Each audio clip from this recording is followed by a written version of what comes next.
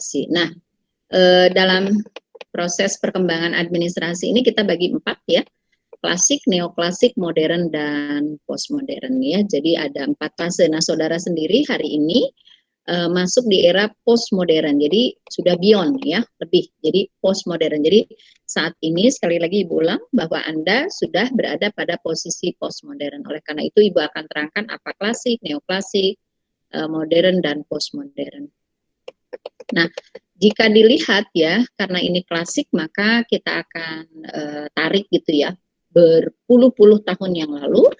Ini di era tahun 1900-an ya, ketika pada waktu itu kegiatan untuk administrasi dan manajemen ya. Jadi yang paling awal itu adalah administrasi ya. Jadi kemudian ya silakan.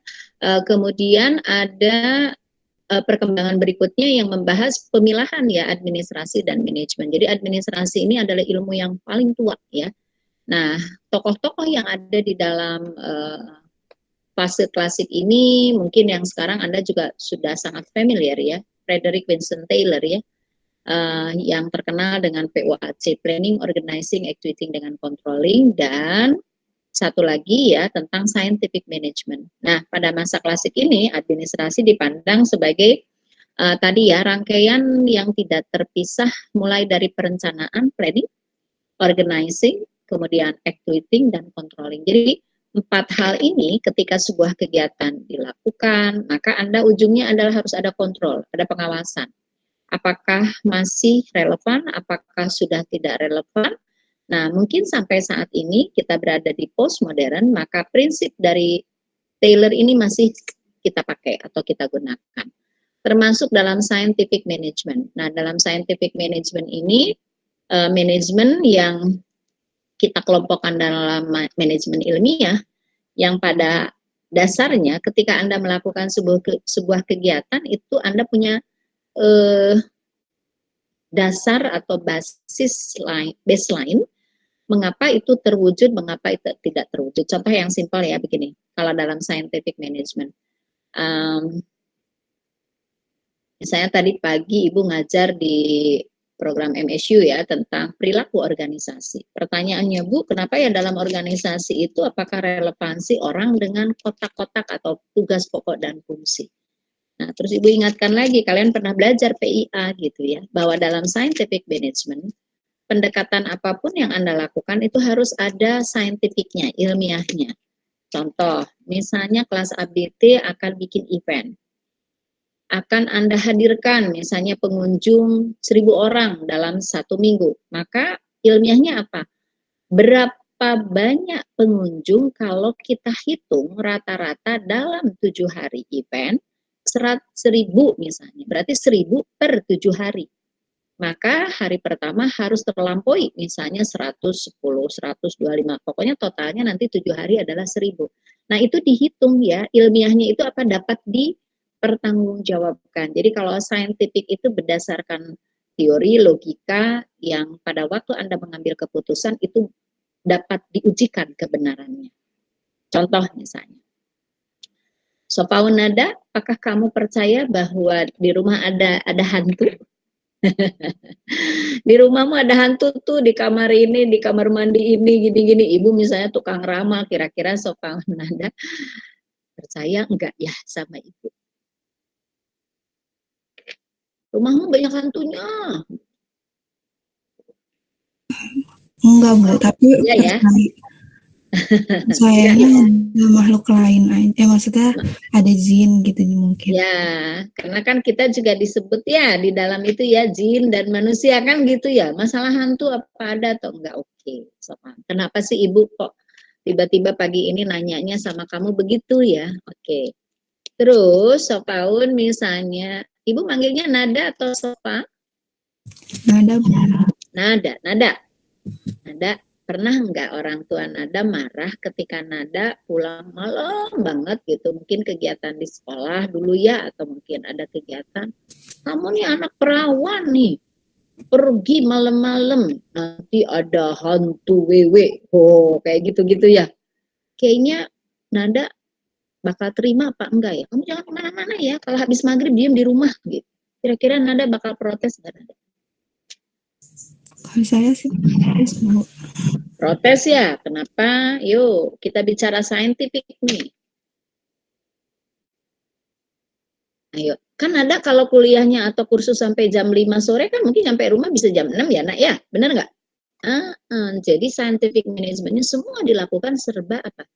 Bisa dipertanggungjawabkan satu, bisa diuji kebenarannya, nah validitasnya ya, dan bisa dipercaya. Jadi kalau tadi Nada di rumahmu banyak hantu, saya nggak percaya, tapi saya percaya ada Tuhan tuh menciptakan jin dan manusia. Terus ibu bilang, kamu suka keluar malam sih, makanya tuh kamu sakit-sakitan. Kenapa? Banyak hantunya nempel, nggak masuk akal.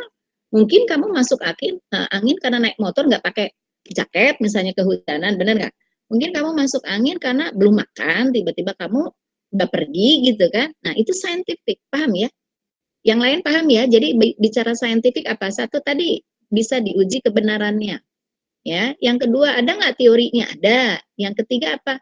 Bisa dipercaya gitu loh. Ya, jadi kalau misalnya kalian bilang, jangan lewat itu, kenapa? Di situ ada ini. Nggak bisa dibuktikan kebenarannya. Kan Anda nggak bicara saintifik, benar nggak? Nggak bicara ilmiah gitu. Ya, nah ini yang dipandang di dalam administrasi semuanya harus terukur gitu. Nah, contoh realnya sekarang nih, di luar yang tadi Ibu tanya sama Nada. Kalau kamu bikin event, melibatkan tadi begitu banyak orang, let's say panitianya 50 orang, karena orang yang akan hadir 5.000. Masuk akal nggak? Masuk akal, karena tadi orang itu akan menjadi LO-nya, jadi apa itu, karena tadi ada banyak orang yang ditangani. Tapi kalau misalnya kamu bikin panitianya 20 orang yang dihadirkan 20, ini panitia apa ini? Tamunya hanya 20, panitianya kok 20, gitu. Paham maksud Ibu ya? Jadi harus saintifik, bisa diukur, bisa dipertanggungjawabkan. Ya. Nah, dalam klasik muncul lagi ya, yang kedua. POCCC, Planning, Organizing, Controlling, Coordinating, dan Commanding. Nah, harus jelas komandonya. Misalnya pagi ini, Ibu kan yang jadi komandannya nih. Ayo kalian belajar ini. Tapi kalau Anda nggak tahu, belajar ketiga keempat ya siapa? PIA, siapa yang belajar? Nggak tahu dosennya. Waduh, nggak jelas kan? Nah, POCCC. Kenapa kita perlu ada koordinasi? Kan tadi ini juga ada coordinating di sini, controlling. Maka di sini diperjelas gitu. A-nya di mana ya kalau yang file ini? Kan di sini. Commanding. Commanding itu kan action. Jadi kalau misalnya Anda harus ke depan, Anda harus ke belakang, Anda harus ke kanan, atau Anda harus ke kiri. Komandan. Ya, lihat. Dalam militer, prajurit mau sehebat apapun, kalau komandannya bilang, perang misalnya, serbu, nyerbu. Nggak ada kan, serbu, diem aja, nggak ada.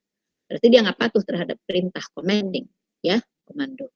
Paham ya? Nah, ini yang kita sebut dengan di era klasik seperti itu. Kemudian yang ketiga, tokoh yang terkenalnya adalah Ulik dan Urwik. Ya. Yang ngebedain yang mana? Coba kalian perhatikan ini. Ya. B itu budgeting. R-nya ada risetnya gitu ya. Jadi ini panjang banget ya. Directing, staffing, sebenarnya bagian juga dari ini gitu. Kamu kan lebih simpel menghafal, bukan menghafal ya, mengingat itu POAC gitu ya. Planning, Organizing, Executing, dan Controlling. Nah, Urwik melihat bahwa budgeting ini penting. Coba Anda perhatikan, ketika kamu bikin event, you have no budget ya, nggak punya budget, aduh nyarinya nih, oke lah kita cari sponsor yuk. Nah, gitu. Ya, budgeting. Di dalam organisasi formal atau informal, budgeting penting. Contoh misalnya, Ibu digaji nggak? Ya digaji dong. Nah, ketika Ibu digaji, per bulan, per month, dari mana? Dari government, berarti ada budget. Maaf ya, tidak ada THR, tidak ada ini, tidak ada ini. Kenapa? Karena kita tidak sedang melakukan aktivitas banyak, jadi harus mengencangkan ikat pinggang, kayak begitu ya. Nah, artinya budgetnya dihitung. Anda bikin event aja, ngitung budget. Anda per bulan dikasih ibu sama bapak aja di rumah misalnya, coba. Kan Anda bikin budget gitu ya, planning ya, budget planning, benar nggak? Oh, mau beli ini, mau beli ini, mau ini, mau ini. Nah, itu budget. Ya. Weber. Nah, kalau Weber yang terkenal ini ada birokrasi. Nah, dalam birokrasi nanti Anda bilang ada tingkatan hierarki ya yang dilakukan seseorang yang harus memberikan hasil yang memuaskan. Kadang teori birokrasi dipandang birokrasi yang rigid, yang kaku. muncul red tape. Tadi, aduh, birokrasinya panjang banget ya, lama nih gitu ya. Jadi sekarang dipangkas ya. Jadi dari masa dulu, terutama mungkin di Indonesia ya 300 tahun kan, 300 berapa tahun sih kita dijajah Belanda. Jadi tahapan itu makin panjang. Sehingga ketika bicara directing, waduh, coba Anda perhatikan sekarang ya, dari pemerintah pusat ke provinsi, ke daerah, ke kecamatan, ke kelurahan, baru ke rumah kan gitu ya. Jadi kalau kita tinggal di satu RT, RT kan bertanggung jawab ke RW, RW bertanggung jawab ke lurah atau tadi kepala desa. Dari situ ke kecamatan, dari kecamatan ke kabupaten, kabupaten atau kota madya. Naik lagi gubernur atau tadi ya kita bicara provinsi. Nah, Weber mengatakan teori birokrasi ini bahwa sangat rigid ya, kaku, tetapi Anda bisa falsifikasi, artinya dibantah tadi kalau birokrasi itu memang dipandang perlu untuk mempermudah. Mempermudah apa? Aturan kerja, ya, mempermudah alur struktur daripada pekerjaan. Ya, nah ini misalnya begini, Anda kalau mau minta tanda tangan dari ibu, gitu kan? Anda kan nggak bisa bikin surat sendiri kemudian ditanda tangan sama ibu, gitu ya. Jadi harus ada tugas pokok dan fungsi. Misalnya Anda mau magang, nah birokrasi yang pertama apa? Tahapan pertama, Anda kan apply dulu ya ke perusahaan yang akan Anda magang. Itu dengan surat. Nah, suratnya dibuat di mana? Di kampus. Nah, gitu ya, paham ya? Nah, ini yang kita maksud dengan tadi ada rentang kendali, ada birokrasi, tapi dipandang sebagai sesuatu yang positif. Sampai di sini bisa ditangkap karena kalian udah belajar pengantar bisnis deh kalau nggak salah ya. Di ABT pengantar bisnis semester sekarang apa ada satu ya? Satu. Sudah ya, oke. Berarti Ibu nggak lama-lama nih ininya ya, contohnya. Karena Anda udah belajar tentang bisnis. Tapi Ibu akan rangkum dengan publiknya. Nah, menurut Winston Taylor, bahwa tadi scientific management itu karena bisa dianalisis. Gitu. Ya, dianalisa. Kalau dosen politeknik, itu tidak akan pernah punya siswa yang diajar per kelas more than 25 people. Di PNJ aja 31 udah pusing. Kenapa? Karena labnya kan harus dihitung. Tapi kalau Anda lihat di perguruan tinggi lain, satu kelas, satu angkatan kan bisa ratus gitu. Benar ya? Nah, pekerjaannya dosen mau di universitas, mau di akademik, mau di maksudnya di vokasi, sama ya, tridharma, penelitian, pengajaran, pengabdian. Tapi student yang diajarkan itu berbeda. Nih, Ibu ngajar di kelasmu jam ketiga keempat. Nanti 5-6 Ibu ngajar materi yang sama, tapi di kelas yang berbeda. Kalau dihitung kan sama aja ngomongnya, benar nggak? Tapi di Politeknik kita tidak boleh. Sistemnya itu ngajarnya paralel.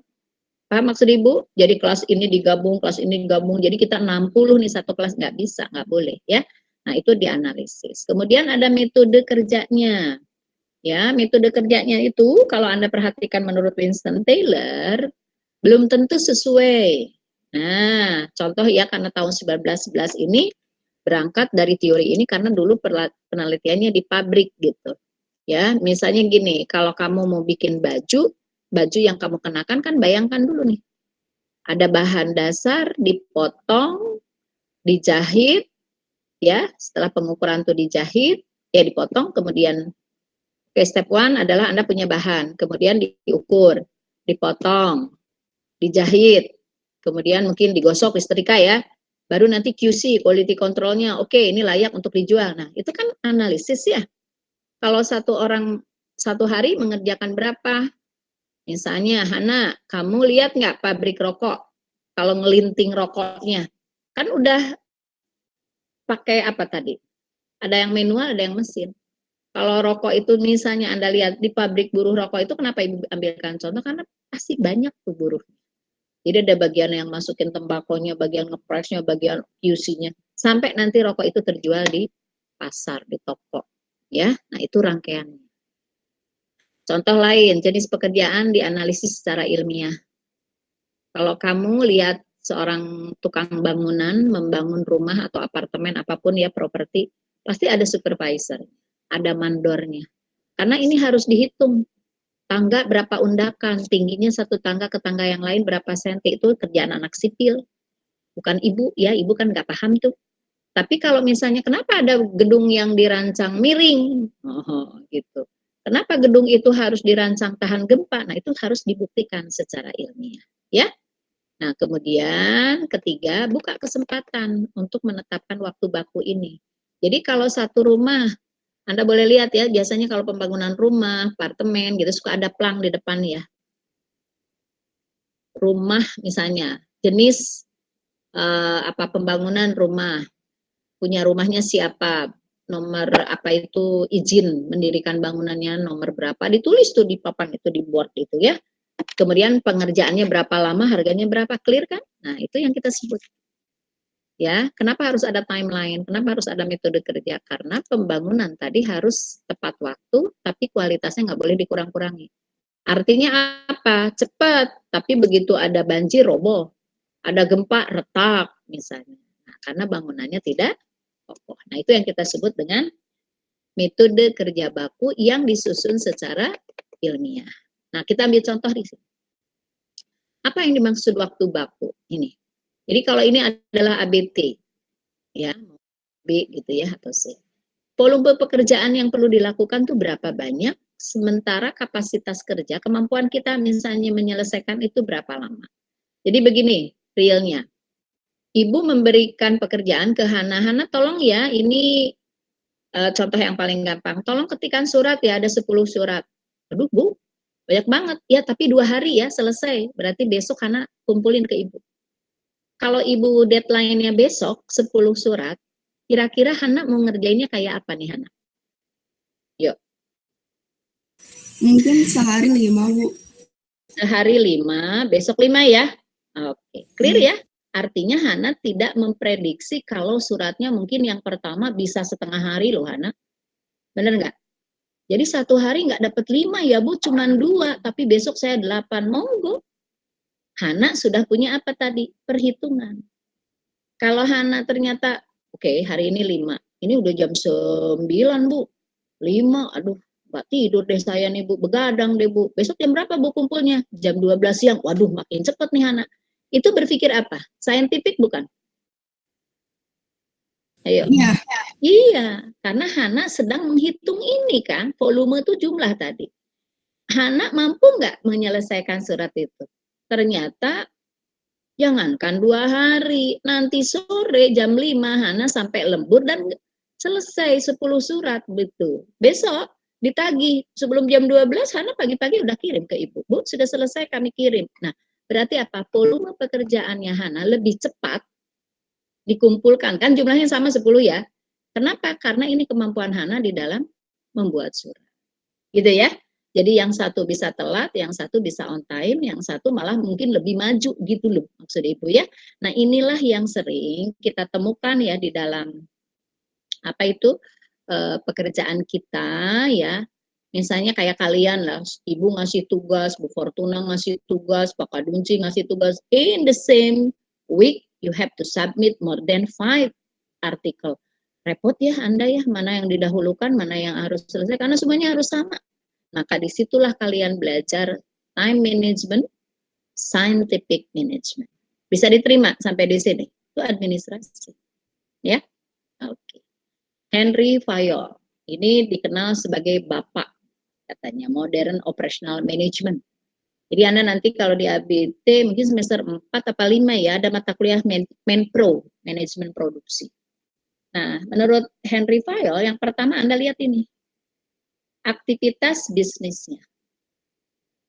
Ya, aktivitas bisnis organisasi itu beda-beda. Nah, berarti ini kita focusing di bisnis ya, tidak di publik. Misalnya apa? Supermarket. Masa pandemi udah longgar dan biasanya close sekarang jam 10 malam. Rumah sakit 24 jam, apotek 24 jam, hotel 24 jam, jalan tol 24 jam, pom bensin 24 jam. Maka aktivitasnya berbeda nggak? Dengan yang tadi, Ibu jam berapa close-nya? Ya udah nanti 3:30, kalian kan selesai 3:30 kan? Nah, gitu. Tapi kalau kalian jam 9 mulainya kan closing jam 5 kan? Nah, berarti ini jelas. Fungsinya gimana? Nah, Anda lihat tadi. Tugas manajer apa, tugas supervisor apa, tugas pimpinan itu apa. Paham ya? Nah, ini fungsi. Yang ketiga, menurut Henry Fayol harus clear. Mana yang dikerjakan manajer, mana yang dikerjakan karyawan. Ini. Hana tadi ngetik, berarti Hana bukan pimpinan. Karena Anda yang mengetik, Hana. Tapi kalau Ibu minta Hana, tolong ya ini dikerjakan. Baik Bu, Hana manajer, maka Hana menginstruksikan lagi kemana? Ke stafnya, tolong ya Bu Iis nih minta suratnya besok loh, selesai. Nah, berarti Hana mendelegasikan tugas kewenangan untuk dikerjakan para staf. Clear sampai di sini ya? Jadi Henry Fayol sangat jelas membedakan prinsip. Jelas membedakan mana fungsi gitu ya. Maka kita suka mengenal kalau dalam administrasi tupoksi. Tu tugas ya, pokok dan fungsi. Tugas pokok itu apa? Tugas yang core, yang inti yang dikerjakan oleh yang bersangkutan. Jadi kalau Ibu Iis, Ibu tugas pokok fungsi Ibu apa? Ngajar, meneliti, mengabdi. Tridharma. Kok Ibu ketua jurusan? Itu tugas tambahan. Bukan tugas pokok. Paham ya? Jadi kalau Ibu udah selesai jadi kajur, balik lagi menjadi dosen kok. Sekarang juga jadi merangkap kan gitu. Jadi ini yang disebut tugas tambahan. Silahkan kalau ada pertanyaan. Saya buka pertanyaan sebelum saya lanjut. Silahkan. Kita mau jelasin ini. Tadi kan Henry Fayol ya. Sekarang kita menurut Urwich ya. Ada yang ditanyakan? Kalau tidak lanjut saya. Oke, tidak ada ya. Nah, PUSDCRB tadi ya. Coba kita ambil contoh. Berapa budget yang dibutuhkan pemerintah Indonesia? CQ di sini ya. Kemarin penyelenggaraan motor GP di Mandalika. Kan dihitung ini budget ini. Perencanaannya kayak apa? Cara nanti bertandingnya seperti apa? Sirkuitnya seperti apa?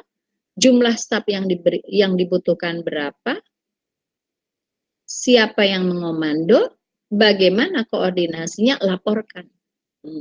Gitu ya. Sehingga nanti di dalam setiap kegiatan, tahapan sebelum sirkuitnya dipakai, kan ada tes untuk apa itu? Lintasan. Track ya. Jadi ini terlalu menikung, terlalu apa itu mungkin ya aspalnya apanya lah gitu ya, bukan Ibu nggak ngerti, tetapi pada saat si pembalap itu menjalankan motornya dia harus safety, aman, nggak boleh terpeleset, nggak boleh kalau waktu nikung dengan kecepatan sekian hilang keseimbangan gitu, paham ya? Nah itu yang kita sebut dengan ininya apa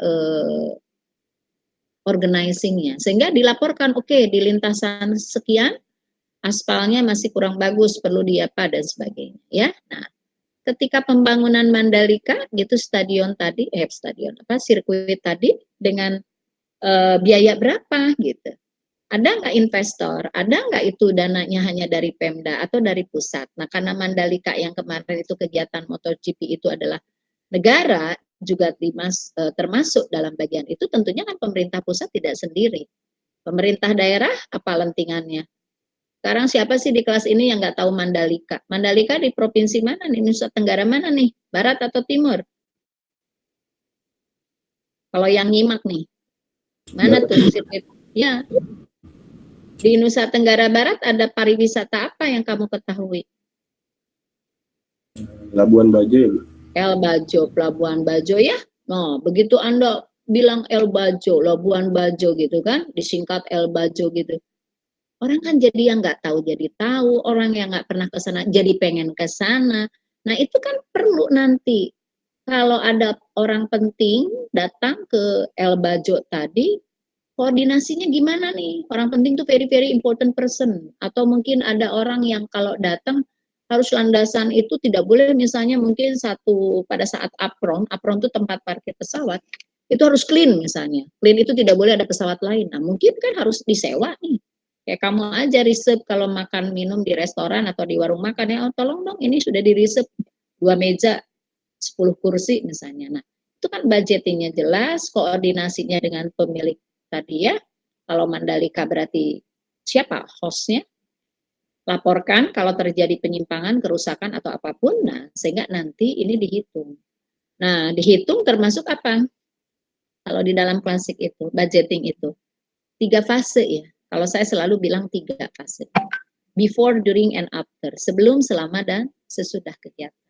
Maka kalian nanti pada saat melakukan kegiatan apapun, menurut Ibu, kamu berpikir juga, benar nggak sih kalau kita melakukan satu kegiatan gitu ya, yang Anda tidak hitung budgetnya. Nah, kalau saya ngajar di MAIS ya, kebetulan semester ini Ibu ngajar registrasi ya, registration for event.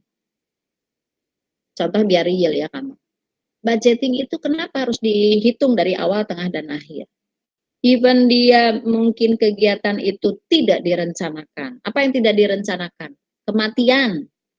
Maka dalam MAIS itu ada sadness event dan happiness event. Kenapa kalau ada kematian orang nangis? Gitu. Mungkin tidak sampai guling-guling kali nangisnya. Ya, karena di situ ada tadi keterlibatan people tadi, orang tadi. Ya, yang realnya apa? Yang sadness event itu Bali, Ngaben. Ngaben kan jadi apa? Event kan? Pertanyaannya kalau yang di upacara Ngaben itu raja dengan rakyat biasa kan beda. Dari mana coba cara membedakannya? Nih, saya lari nih dari administrasi biar kalian paham itu konsep Purwik tadi. Harus ada budgeting.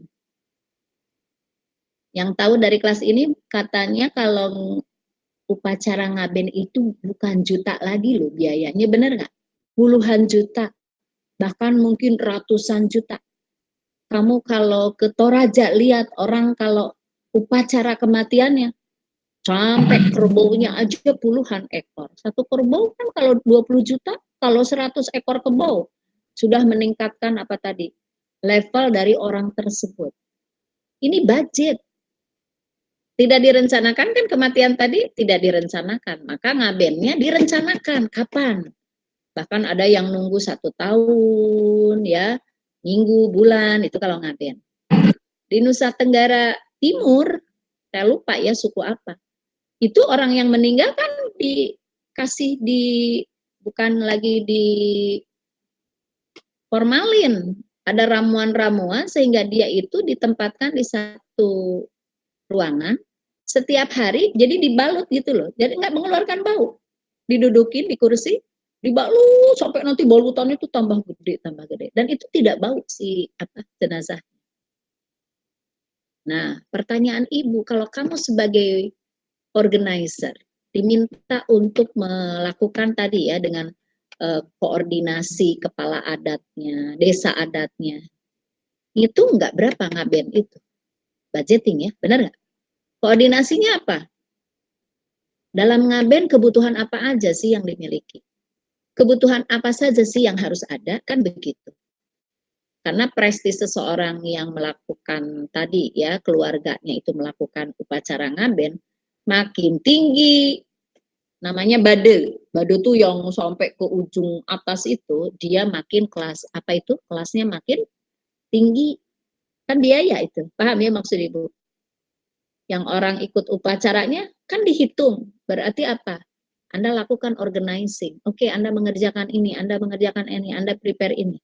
Sehingga kegiatan tadi berlangsung dan semua pihak merasa puas. Paham sampai di sini? Nah ini, bayangkan kalau kamu tadi kerja di event, di MAIS, benar kan? Yang begitu.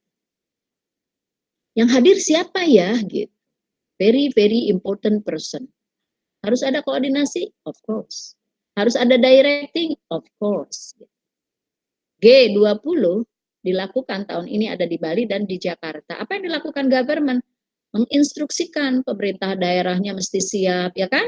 Karena yang hadir para kepala negara, nginepnya di mana, makannya gimana gitu loh, penjemputannya bagaimana, kalau terjadi sesuatu, nah accident yang tidak kita harapkan,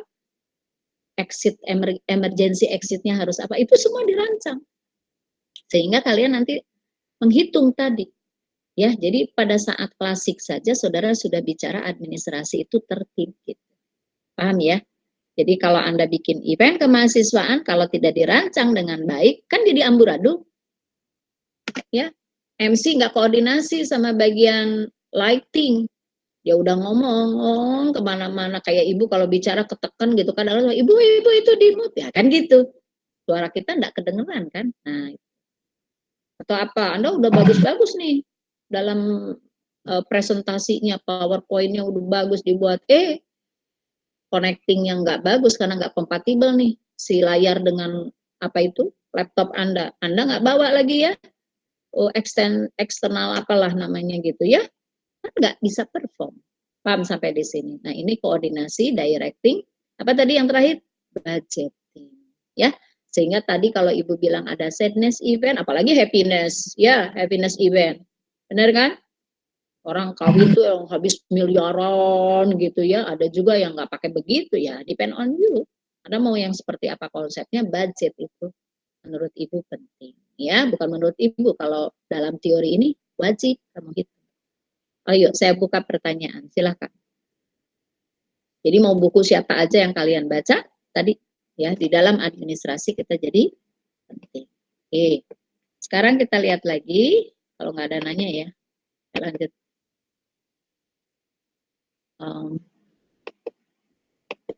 Nah, dalam tahapan tadi menurut Urwik, kenapa budgeting penting tadi ya, apa eventnya sadness event atau apa happiness event. Nah, sekarang kita lihat.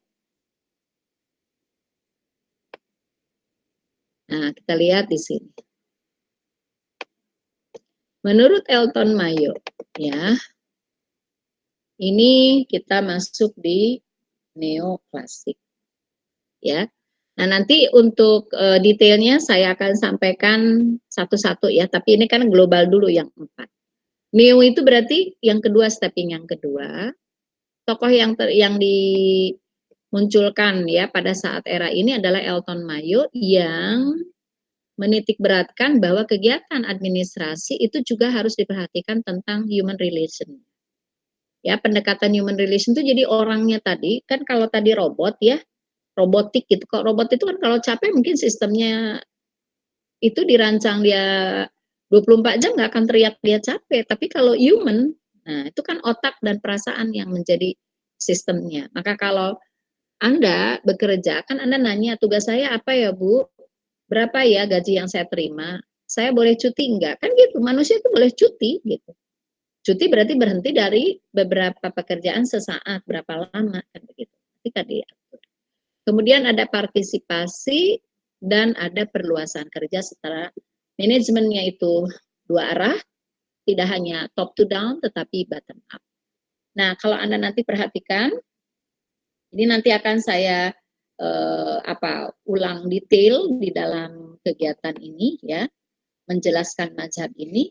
Karena tadi ya, ketika kita bicara sejarah tadi, menurut Elton Mayo, orang itu juga perlu kita hitung gitu.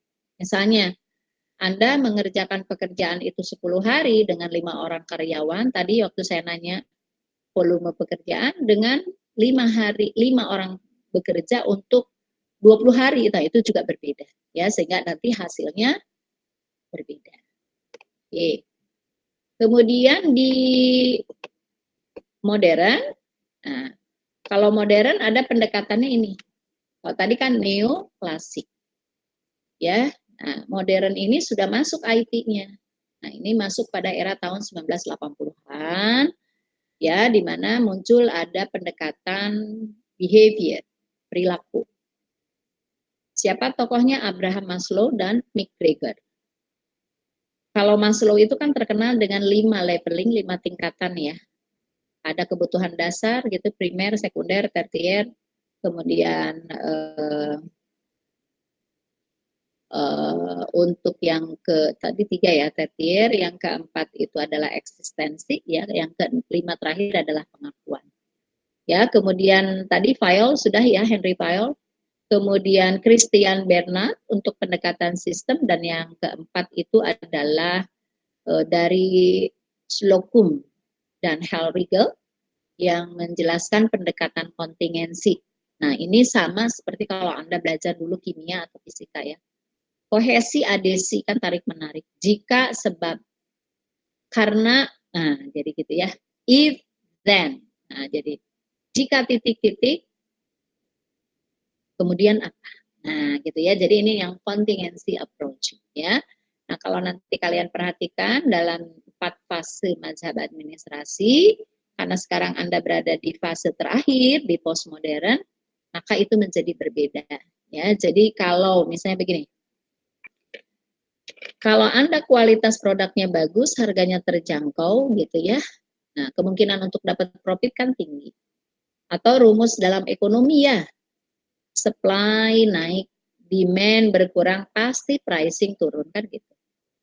Supply berkurang, demand-nya nambah, naik harganya seperti minyak goreng. Nah, itu kan if then. Dan itu sudah kita lalui ya. Sebelum saya jelaskan postmodern, yuk siapa yang mau tanya ini? Tadi kan sudah di neoklasik, ya klasik, neoklasik. Nah sekarang yang di modern. Yuk siapa yang mau tanya? Nih saya tahan dulu PowerPoint-nya di sini. Ada yang mau tanya untuk yang modern? Mau nanyanya ya Teresia.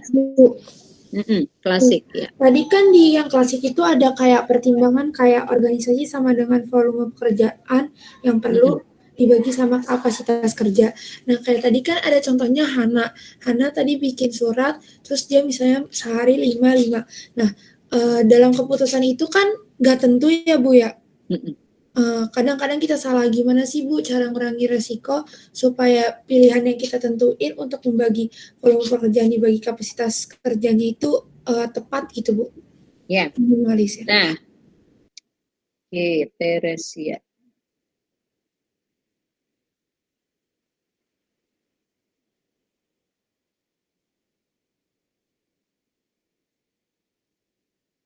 Nah, Teresia, ketika tadi kita bicara berapa banyak ya orang itu mengerjakan, karena harus ada scientific managementnya, ya.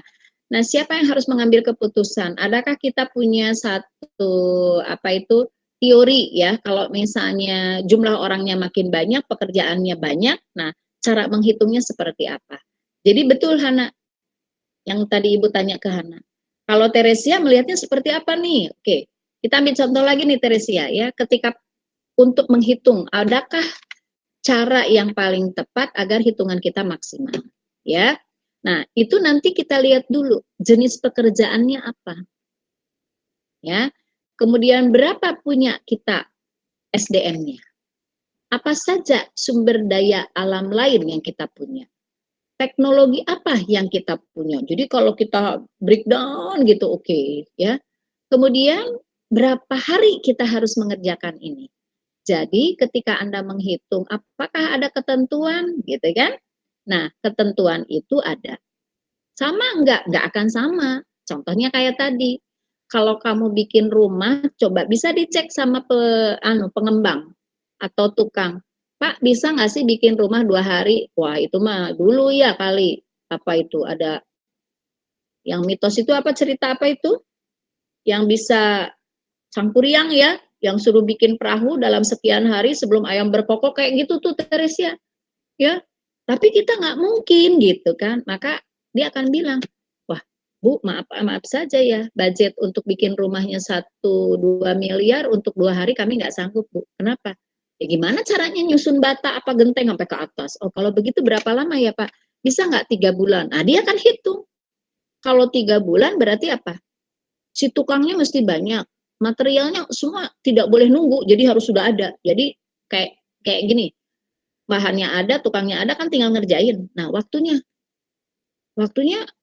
24 jam, Bu. Wah, ini bisa rame nih kalau bukan di perumahan. kalau bukan di luar perumahan mungkin bisa oke ya. Kan Anda lihat nggak kalau jembatan, tol segala macam justru dikerjakan malam hari, benar nggak?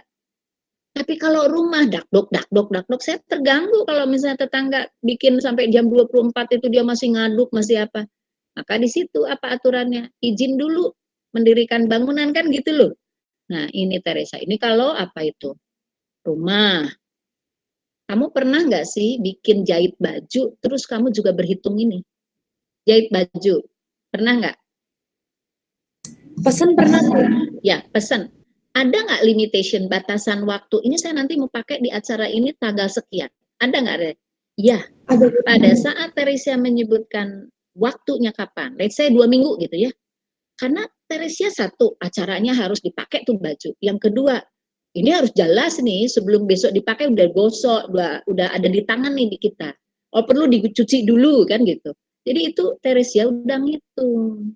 Nah tukang jahitnya bilang bisa nanti deh 10 hari pengerjaan. Nah maka Teresia akan mencatat bajumu akan bisa diambil ke hari ke-11. Kan tadi 2 minggu ya. Ada spare time berapa? 3 hari. Ternyata hari ke-11 Anda telepon, maaf, baru digunting. Marah. Baru digunting loh. Nah, berarti ada perbedaan ekspektasi jumlah pengerjaan dengan apa tadi? Waktu, ya jumlah pengerjaan tuh berapa baju nih yang kamu pesen dengan waktunya. Atau bisa jadi kapasitas kerjanya tadi tidak bisa dicukupi karena si penjahitnya sakit. Bukan masalah jumlahnya, tapi orangnya sakit gitu loh Teresia. Makanya kalau kita melakukan dalam proses kegiatan organisasi, pegang aja yang POAC-nya, Planning, Organizing, Executing, dan Controlling, kan gitu ya. Maka nanti ada birokrasi, ada budgeting, ada staffing, ada directing. Itu sebenarnya adalah kelengkapan dalam organisasi sehingga kamu bisa menghitung ya bahwa gagal berhasilnya pekerjaan itu dalam perusahaan akan tergantung nih ya. Perusahaan itu organisasi ya, akan tergantung kepada beberapa aspek. Contoh, banyak ya yang mau nikah pada zaman pandemik pada bubar, nggak boleh rame-rame. Nah itu kan planning.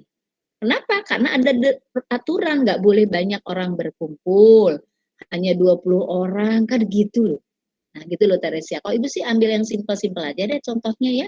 Ada nggak perencanaan? Ada. Bahkan ada orang weddingnya ditunda dulu deh. Kenapa harus saudaranya banyak, nggak boleh berkumpul, kalau berkumpul prokes, bla bla bla bla bla bla dan sebagainya. Nah itulah yang kita sebut bahwa jumlah itu berarti volume. Ya, ini ibu kan lagi tayangin nih ininya. Kapasitas kerja, kemampuan kerja siapa sih yang dihitung, Teresia? Satu, people-nya. Yang kedua bisa alat atau prasarana atau mesin. Yang ketiga apa? Faktor lain, yaitu tadi lingkungan eksternal. Pemerintah tiba-tiba mengatakan oke, pending semua acara, pending semua event. Nggak bisa Anda running event. Nanti malah kita yang di-issue, benar ya? Karena tadi ada faktor yang tidak kita rencanakan. Apa yang tidak direncanakan itu?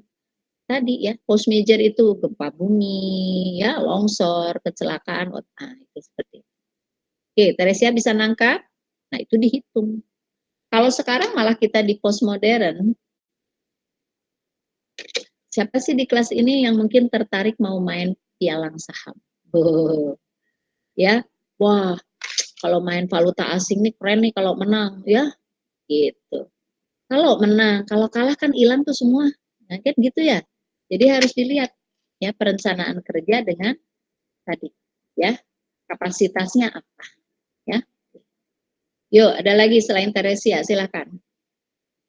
Mohon maaf, saya mau tanya. Yuk, silakan. Itu Bu terkait teorinya Urwig. Gimana kalau budgetingnya kita taruh di langkah awal gitu Bu. Jadi misalnya saya dikasih tugas sama atasan. Nih ada budget sekian, tapi saya maunya eventnya semewah ini, sebesar ini. Itu gimana caranya Bu? Ya, boleh Stefani. Ini kan tadi B-nya di belakang ya. Kamu kalau dikasih project kan nanya dulu. Stefani misalnya, ibu bilang gini, Stefani, kamu kan suka bikin event ya? Iya, ini ibu nih mau ada acara keluarga, budgetnya sekian nih Stefani. Nah, baru kan Stefani ngerancang ya buat acaranya, siapa aja yang terlibat, kan organizingnya tadi, jumlah orangnya berapa, kan gitu ya Stefani. Jadi boleh budgetnya itu, nah ini yang biasanya kita sebut dengan anggarannya sudah ada, kemudian Anda menghitung apa saja, bagaimana. Jadi ada di balik ya, boleh budgeting itu di depan atau di belakang. Ibu ulang, kalau budgetingnya di akhir, kamu menginventarisir, mendata ini dulu. Ya, bisa nangkep nggak Stefani? Jadi gini nih, misalnya gini Stefani, Ibu nggak, no budget dulu deh. Stefani, kalau kita nanti bikin acara nih ya, 1 hari aja deh. Di mana ya Bu? Di kampus aja deh. Berapa lama? 2 jam. Tiba-tiba Stefani bilang, Bu, nanti ada makan siang. Kan cuma 2 jam. Tapi kalau Ibu bilang, Stefani, nanti kita 1 harian penuh, berarti hampir dari pagi deh, jam 8 sampai jam 4. Acaranya, konsepnya tolong kamu susun begini. Nah, Stefani merancang anggaran. Jadi anggaran itu bisa satu dirancang setelah semua activity ada, muncul anggaran, atau kamu balik dulu di depan, budgetingnya ada, tapi kita nggak ngerti ini mau konsepnya kayak apa. Bisa nangkep nggak Stefani? Iya bisa Bu. Ya, gitu. Di Ibu, di negeri ya, di negara lah gitu, itu kita memunculkan budgetnya di mana? Sini dulu, di sini nih. Ini Ibu nih konsep ini, yang negeri. Ya, misalnya, program studi ABT apa programnya? Kegiatannya nih per tahun, MAIS, BISPRO, dikumpulin dulu. Setiap activity muncul nanti ya. Total anggarannya nanti ketika ditanya sama Pak Direktur, oke AN, berapa banyak kegiatan yang diusulkan?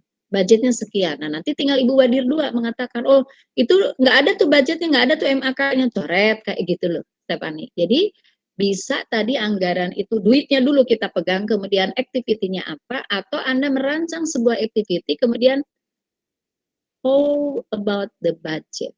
Nah, ketika ditanya, ya budgetnya kegedean ya. Oke, kalau gitu udah deh acaranya dikurangi, jumlah orang kita kurangi, gitu.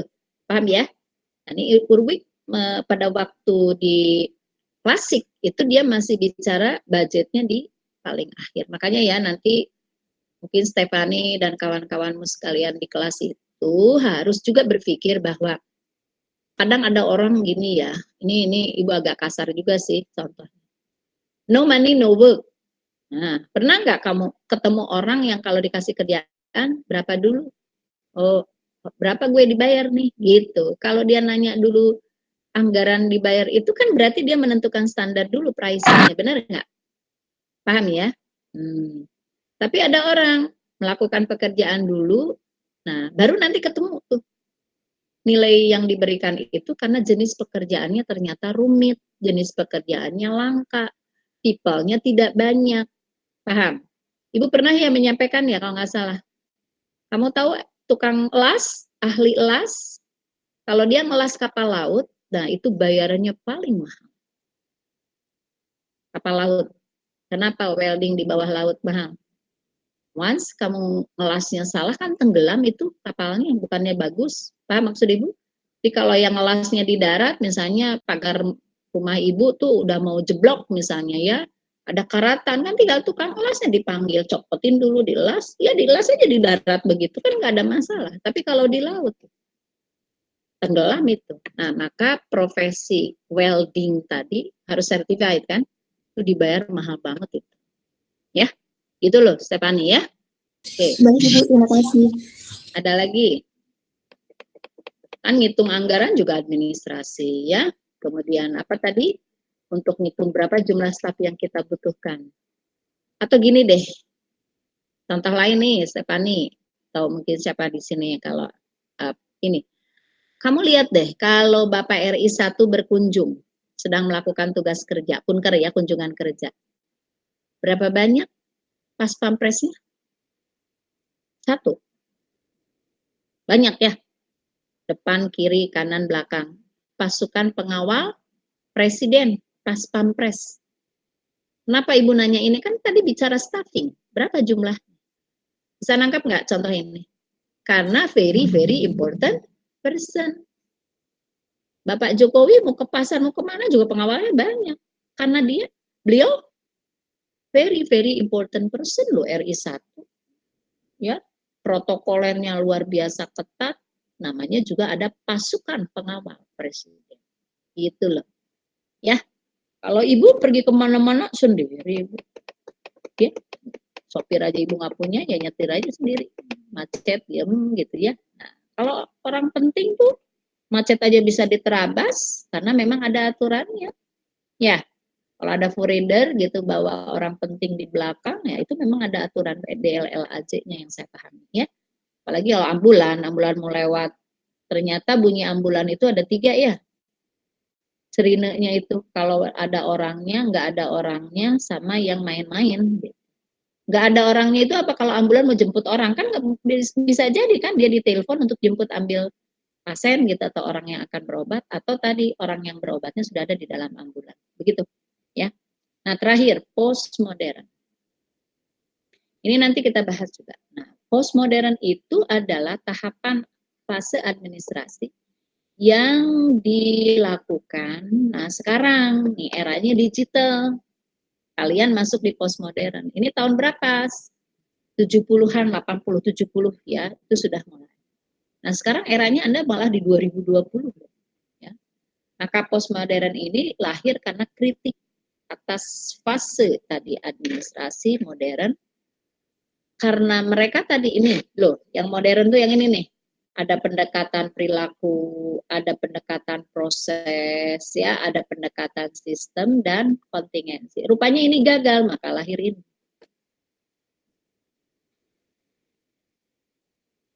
Karena kegagalan tadi, maka lahir postmodern itu, bahwa organisasi mesti cepat berlari.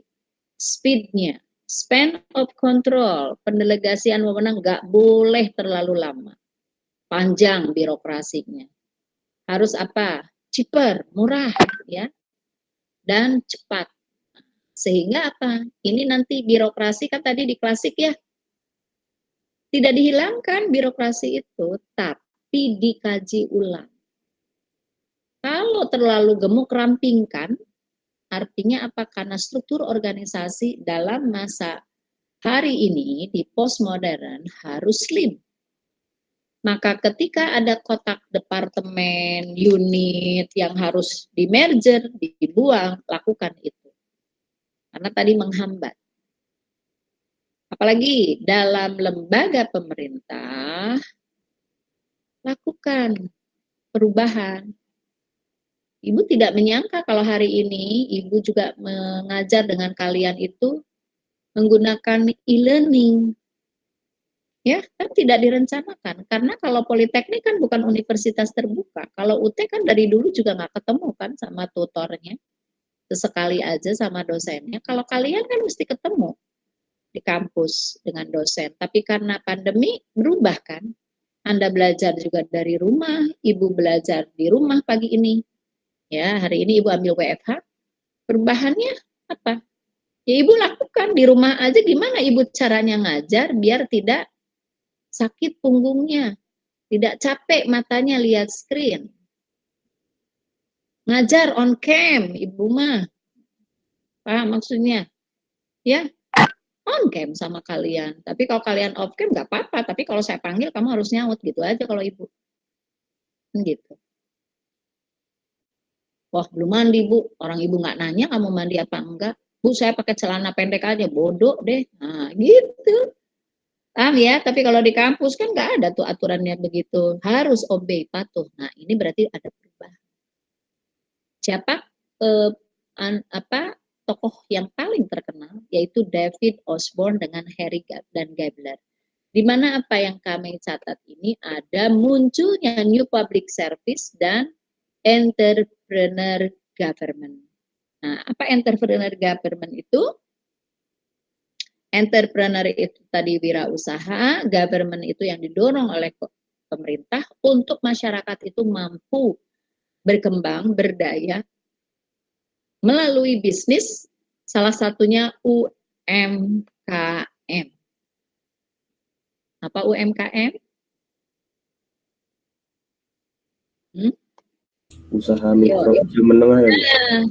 Usaha mikro ya, menengah dan kecil yang modalnya di bawah berapa puluh juta masuk kategori mana? Yang punya modal ratus juta masuk di tahapan mana? Nah, ini didorong sehingga sekarang pemerintah coba perhatikan. Bukan sesuatu yang aneh kalau mahasiswa baru semester 4 udah running bisnis. Mahasiswa semester 2 sudah punya bisnis. Bukan sesuatu yang aneh hari ini.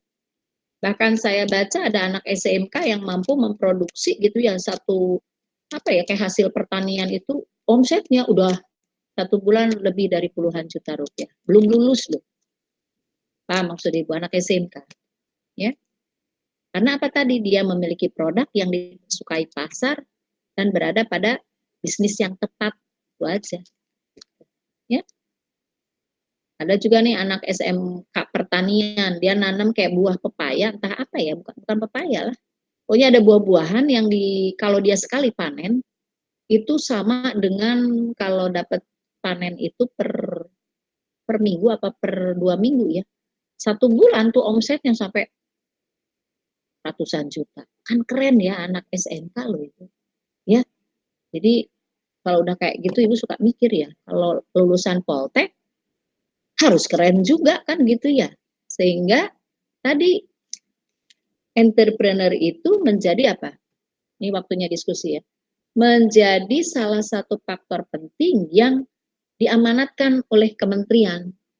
Maka sekarang kalau ada perguruan tinggi yang tidak mengajarkan mata kuliah kewirausahaan atau entrepreneur, itu kayaknya ketinggalan.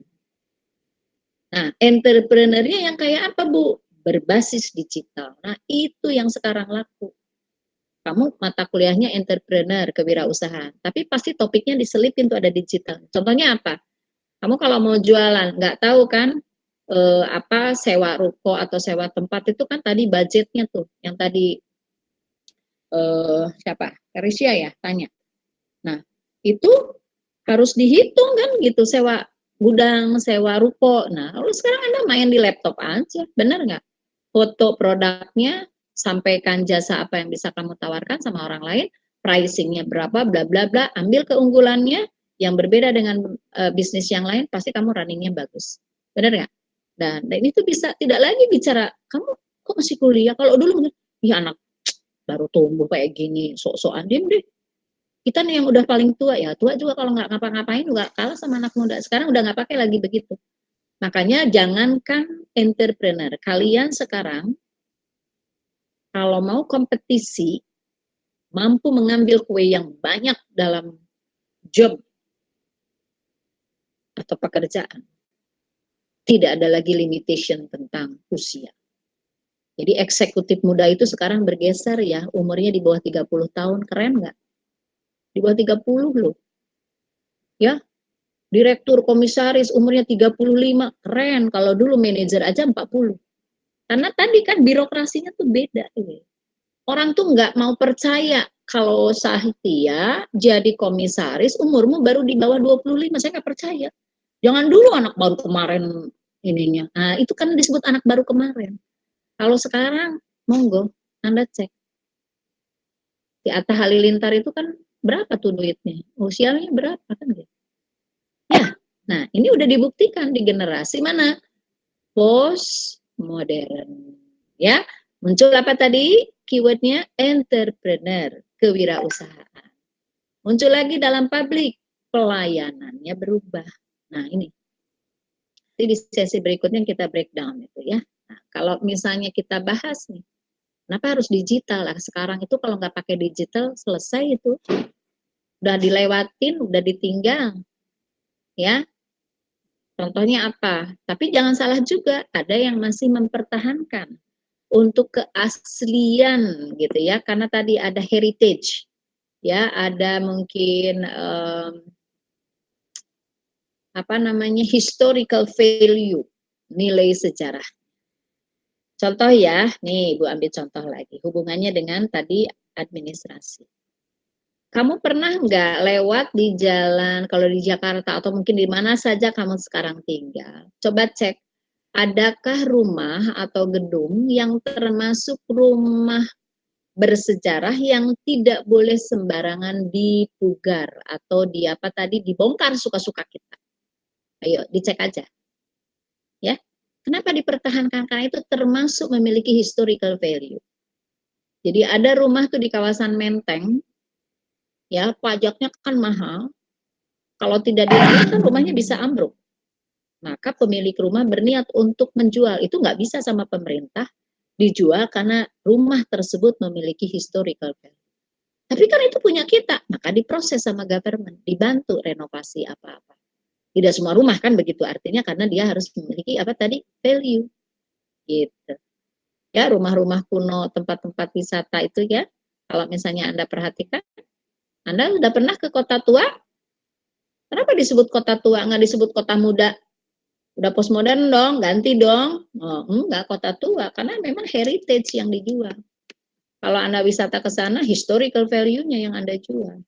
Ya, jadi bukan kalau Anda bikin kue kan suka ya nawarin tuh ke ibu anak-anak. Bu mau beli nggak kue kekinian? Kamu teh kue kekinian teh kayak apa sih? Gitu. Itu loh Bu yang lagi ngetren. Kayak apa? Kayak gini-gini. Alah, gitu. Karena Anda menyebutnya kekinian. Jadi kalau kekinian tuh apa? Terbaru, the latest. Benar nggak? Ya. Tapi ada orang, Bu mau pesan kue jadul. Kue jadul. Kue jadulnya tuh dijualnya jadulnya itu. Zaman dulu gitu ya. Nah, ini kan bagaimana kiat Anda untuk berwirausaha aja. Apakah Anda mau narik customer yang jadul atau yang mau kekinian kan begitu. Ya, paham ya? Ada pertanyaan silahkan sebelum saya tutup istirahat. Safira Anissa Putri. Safira, saya nanya, kalau bakso itu bulat atau kotak? Bulat, Bu. Oke, sepakat ya. Meatball kan gitu ya kalau dalaman. Tapi Safira pernah nggak lihat atau mungkin makan ya, bakso nggak bulat tapi square kotak. Belum pernah, Bu. Gitu, belum pernah ya. Ibu juga lagi nyari yang deket rumah ibu kira-kira ada nggak gitu loh maksud ibu Safira. Sama juga, tapi ada orang jual. Baksonya tidak dibuat bulat, tapi dibuat kotak. Kan jadi inovasi ya. Bakso berbentuk kotak. Nah, inovasi ya. Pertanyaan berikutnya Safira, kalau di sebelahnya Safira, siapa nih? Fauziah. Dia jualan baksonya bulat, kamu kotak. Kamu sama ya ininya, bahannya. Kira-kira kalau kita ngitung tadi kan ada volume. Banyakan beli ke tokonya Fauziah apa ke Safira ya? Kalau kita mau makan bakso nih siang hari ini, ayo. Kemana ya? Mau yang bentuknya bulat atau square? Nah, yuk. Bulat atau square? Nih, sambil ngeresume yang tadi, yang pertama. Ya, Safira. Atau siapa nih yang menjawab? Halo. Ayo. Mungkin kalau buat yang orang penasaran, mungkin kalau bakso yang bentuknya kotak gimana, mungkin lebih ke kotak kali, Bu. Nah, kalau menurut saya. Jadi betul, Safira. Kamu kan bikin inovasi. Kan tertarik nih, kayak apa ya? Oh, bentuknya aja yang beda. Rasanya sama dengan bakso yang dibuat Fauziah. Paham ya? Oke, good. Fauziah, kalau baksonya tetap meatball, biar mempertahankan pelanggan itu datang terus ke tempatmu, apa yang kamu lakukan? Still talking with meatball. Ayo, Fauziah, apa yang kamu lakukan?